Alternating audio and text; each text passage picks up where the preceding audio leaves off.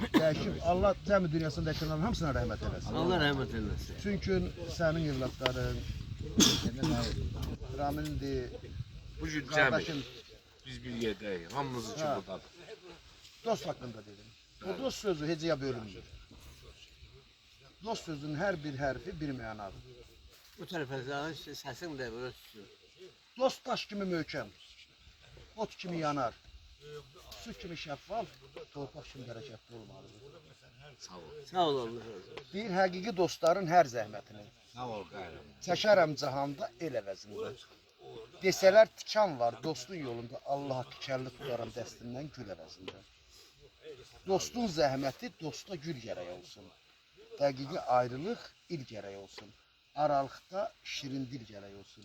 Yamanı yaxşılıq dil əvəzində. Allah razı Mən olsun. qurbanam öz odunu qanana. Dostu üçün şirin candan yanana. Həqiqi mərd dostu satmaq olmaz. Nə qul, nə çörək, nə var, nə pul əvəzində.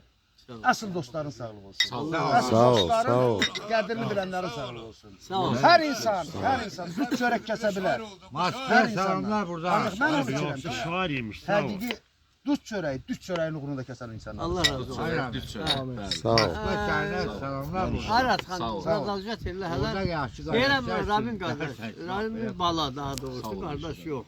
Sən mənim balamsan. 90-cı illərdə Kislovodskida yoxsa Sendukda bilmirəm. Kislovodskida biz qonşu olmuşuq. Qüdrət Həsənoğlu. Allah rəhmət eləsin. Onda bax bu yanımda oturan o Zəncəvar oğlan 8 yaşında uşaq idi. Neçə yaşında tərəfi oldu Allah rəhmət eylesin. 61 yaşında. Deməli biz dincələndə Kislovodskida Allah'ım ediyor. Bəli, bir dəqiqə. Qonşu olduq. Elə də bizim ailəvi dostluğumuz başladı 90-cı ildən. Bu gün 35 ildir. Elə mi olur? 90-cı ildir. 35 ildir biz ailəvi dostluq. O dostluğu davam edirik. Get, gəl. Bir-birimizin ailəmizdə, xeyir işlərimizdə, şər işlərimizdə və iştirak eləmişik. Allah rəhmət eləsin Qüdrət qardaşa. Bu gün o bizlə yoxdur.